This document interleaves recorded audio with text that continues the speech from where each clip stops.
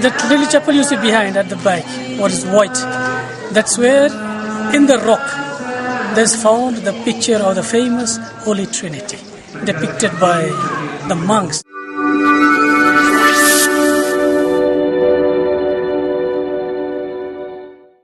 Good afternoon, friends. We are standing in the beautiful Trinitarian Shrine belonging to the province of Lazio, which is bordering, I think, L'Aquila, the province of L'Aquila, where there was earthquake 2 years back. A lot of people died. This is a sanctuary which has a history of last about 1,000 years. According to the history, they say there was a monastery of these Benedictine monks here under the rocks, which was discovered later in life. And the people, somehow, because of popular devotion, they found 3 pictures depicted in the rock, under the rock. That's how this sanctuary has become very famous. The depiction is by a famous artist from, I think, Russia. The artist from Russia. The depiction is of the Trinity who look alike. They look alike with a chalice in between. And the explanation is that they represent the Trinity, Father, Son, and the Holy Ghost. The last 1,000 years, the place has acquired a kind of name and fame throughout all Italy. A lot of people come for the feast of the Santissima Trinita, the feast of Trinity, which normally occurs in May or June.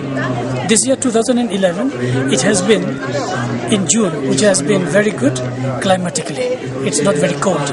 So the people normally, when they come, they make tents over here. So all the people of Italy normally are here for this great feast. Another interesting part of this feast is people come walking about 100 or 200 kilometers as part of this pilgrimage. I came to know about some people who walked this time for 3 days to reach this sanctuary. I think it's a very nice witness of the faith that they give to this place. They come walking, men, women, children, even old people. This time I met an old man of 80 who walked for about 6 hours to reach this sanctuary of the Holy Trinity. Well, it's a place where perhaps we increase our faith, where the people teach us what faith is all about. For many people, the sanctuary is the only place where they renew their faith. They come every year to renew their faith. For us priests and religious who come from Rome, it's also a good experience of pilgrimage. Seeing the people and their faith, we ourselves deepen our faith. I thank for the Festus for this opportunity to present this holy sanctuary of the Most Holy Trinity. It belongs to the Diocese of Anagni Alatri, which is about 300 kilometers from Rome, about southeast of Rome. Thank you and God bless.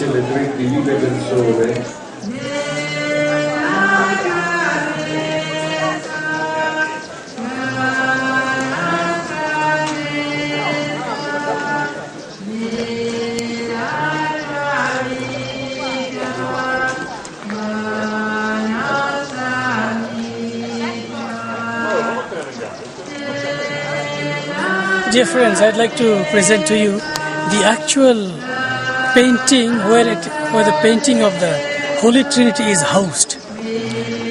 That little chapel you see behind at the back, what is white, that's where in the rock there's found the picture of the famous Holy Trinity depicted by the monks who are living here. That is actually after which this Trinity is named, the Santissima Trinita. Interestingly, in the Jubilee year of 2000, Pope John Paul II came to visit this sacred place. And after that, the shrine has become very famous. It was on the 3rd of October 2000 that the Pope came and visited this sanctuary. The Italians in general love to go for pilgrimages all over Italy. This is one of those sanctuaries where somehow it is not on the main route. There is neither railway connection nor road connection. But interestingly, people come coming by cars or coming on foot to visit this hallowed place. Even the place cannot be reached by road. People have to walk down after parking their vehicles about 2 kilometers off. They have to walk down from the main road to this rock. So considering the situation in which the place is, people take pains to visit this shrine because it's a center of faith, center of Christian life, center of pilgrimage for the Italians of this region. Thank you. Dear friends, this is the entrance to the sanctuary of this most Holy Trinity. This is where the famous picture of the Trinity is painted on the rock. Normally the pilgrims, when they come, they enter this way. They go around that famous painting, they touch with devotion, they spend some time praying. When they came out on the other side, normally they don't show their backs to the painting. They walk down the steps, walking behind as a sign of respect. So this is the place where the pilgrimage officially begins.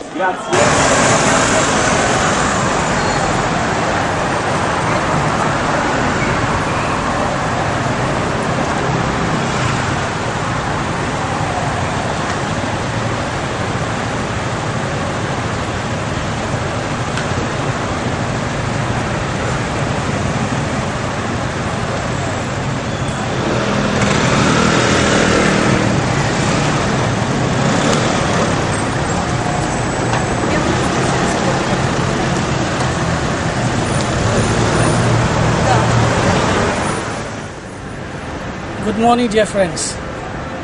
I'm standing on a beautiful bridge in Rome called the Bridge of San Angelo. What you see at the back is called Castel Angelo, a historic monument which has a connection with the city of Vatican. It was built by Emperor Hadrian. And about a century later, it was strengthened by Emperor Aurelian. It was turned into a fort.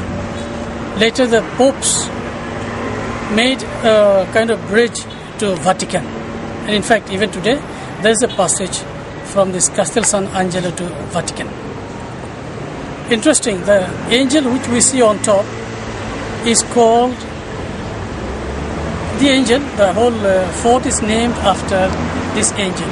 That's why it's called Castel San Angelo. In other words, castle of the angel. Interestingly, history goes back to 590 when there was an epidemic in Rome. The tradition says Pope Gregory, during a procession, seems to have seen an angel putting back his sword in the sheath as a gesture of peace. And that's how this fort has been named as Castle of the Angel, Castello San Angelo. Today is a very historic monument. The other interesting things that one wants to see inside is the papal apartments and the prisons wherein the ecclesiastical prisoners were housed.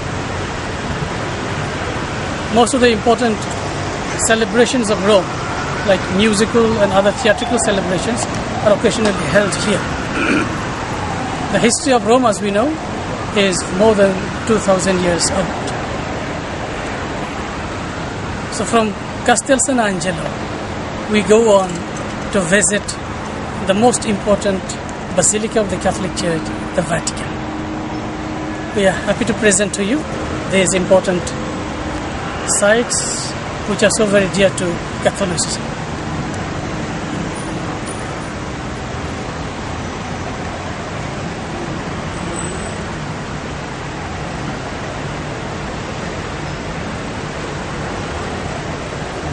Just at the side of this famous Castel San Angelo in Vatican flows the famous river Tiber. We are standing on the bridge which actually connects us to Castel San Angelo. During summer, the river assumes a very important role. A lot of tourists can be seen along the river, and in the evenings there are restaurants to serve the tourists. What you see at the back is St. Peter's Vatican.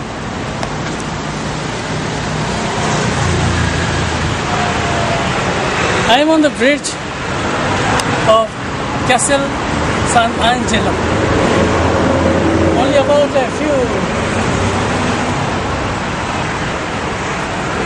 it will take me about 5 minutes to reach Vatican, St. Peter's Vatican. As I said, there was a bridge from St. Peter's to Castel San Angelo, which can still be seen. Today it's just a wall, unused, but that was the wall which had a passageway from the castle to St. Peter's Basilica.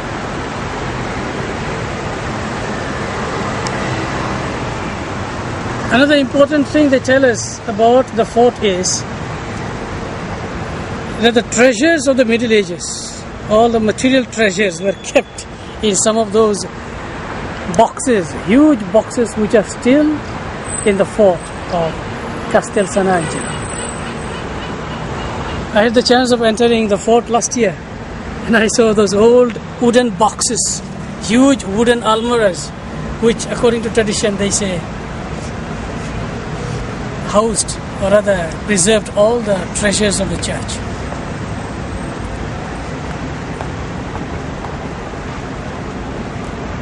This is June, and as you know, Rome is very, very hot. It's as hot as India perhaps. It's about 38 to 40 degrees these days in June. June, July, August, these are the hottest months in Rome. So a lot of tourists from all over the world are flocking to Rome to see art and architecture that Rome presents.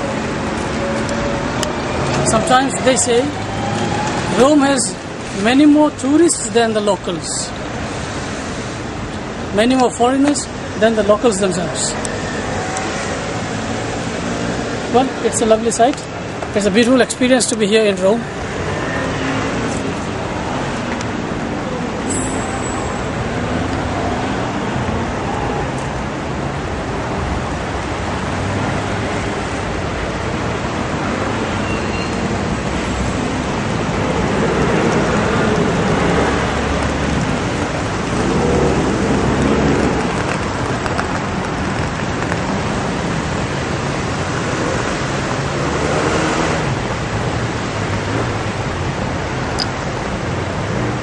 What you see at the side of the river are restaurants for the tourists.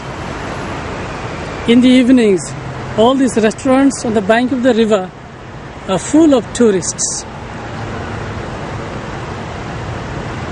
This is the lifestyle of celebration all along the river, with lights of all colors, cool weather, fantastic atmosphere of moments of celebration.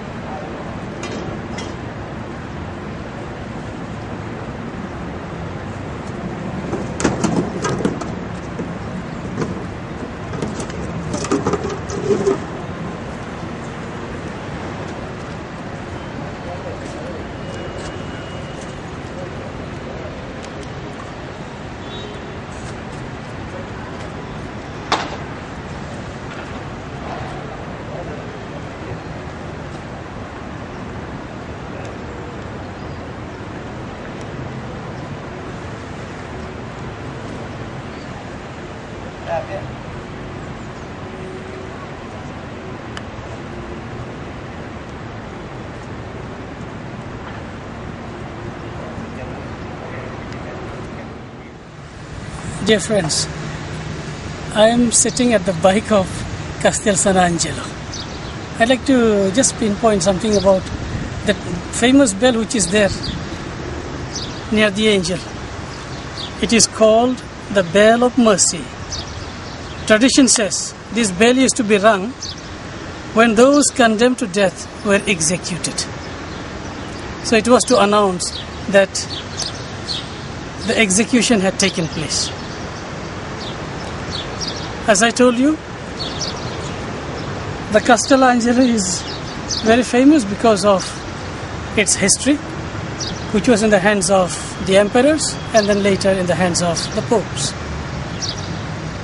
I'd like to remind you once again that it was Pope Gregory the Great who seems to have seen the angel putting back his sword as a sign of peace. And that's why they made that bronze statue of the angel as a sign of peace, and the bell next to him to commemorate this event.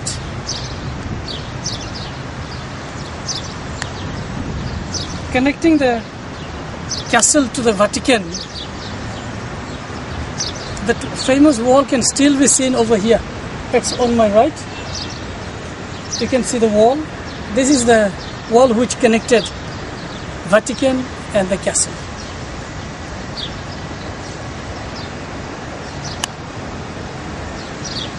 Behind the castle, there's a lovely garden for tourists and people to enjoy themselves. In summer, it's a beautiful garden, full of air, full of tourists, full of parents and children to enjoy themselves.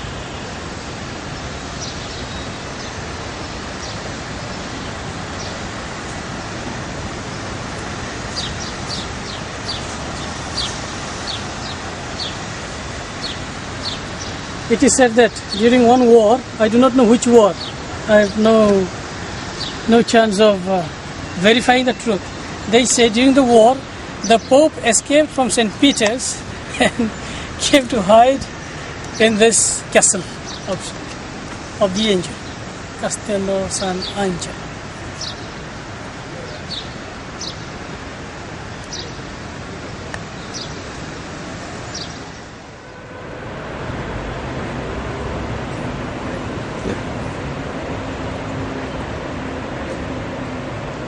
Around Vatican, there are many important architectural buildings.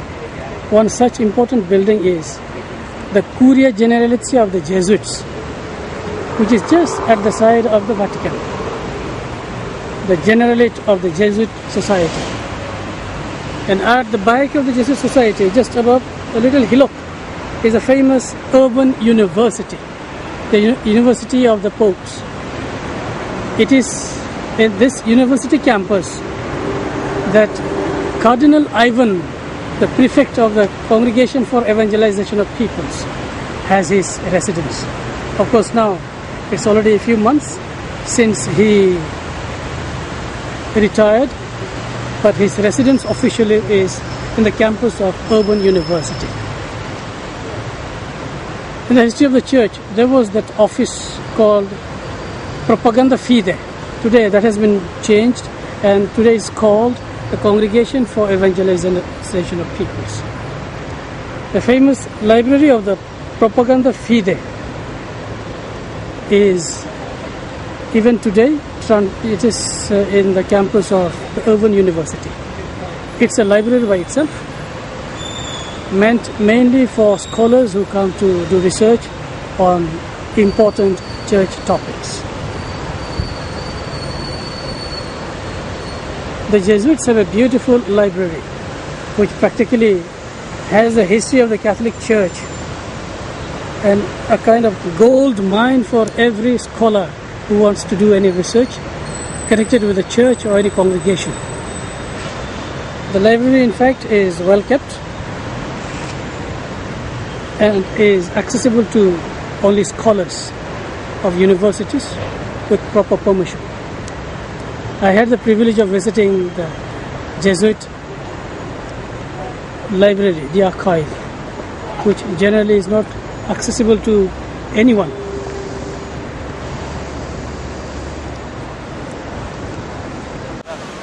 I am happy to present to you the day that we had today.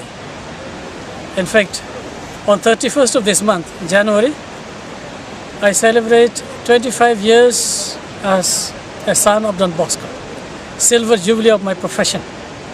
Today, 22nd of January, we had a solemn Holy Eucharistic celebration at the altar of John Paul II, Blessed John Paul II, who was beatified on the 1st of May 2011.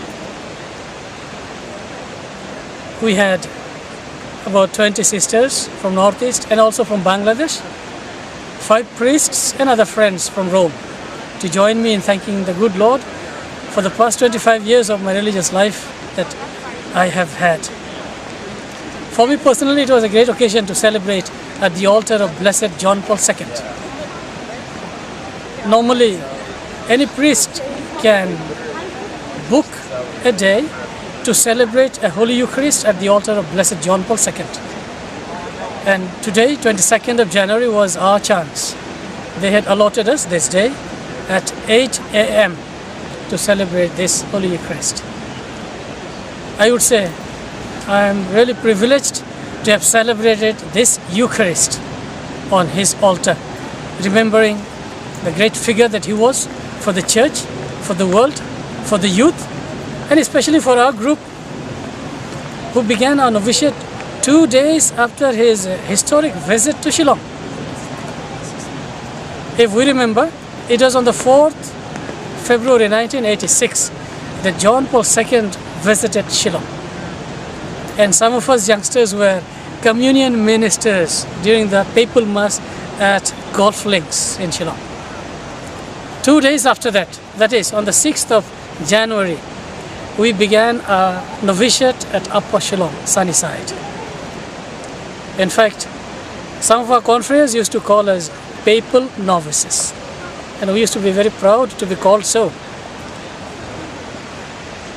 Another interesting thing that we remember is Bishop Hubert de Rosario, the Archbishop of Shillong, once related to us this incident. When he went to pick him up from the helipad in Upper Shillong, as they were passing by Sunnyside, the Archbishop is supposed to have told the Pope that Sunnyside was the Salesian novitiate. Hearing that, the Pope automatically raised his hands and gave a nice papal blessing, telling them that he is a great friend of the Salesians. And it was true, because our Rector Major, Don Vigano, Egidio Vigano, used to be a great friend of Pope John Paul II. One year, it seems, he preached a retreat for the Pope, and somehow that friendship between Father Vigano and John Paul II lasted for many years. Excuse me. So dear friends, we are glad to greet you from St. Peter's Basilica, Rome, on this auspicious day of the profession of our life as Salesians. In fact, I remember my friends back in the province of Guwahati, other friends of mine, Father Jeevan Lakra, Father Blasius Kuju, Director of Juniorate, Father Muk Tirki, Father Glorious Siembli, and others. I prayed for them, and also all our companions who are in other provinces, and also companions who later discontinued and who continue to live as good, educated laity in the church. Thank you, and God bless.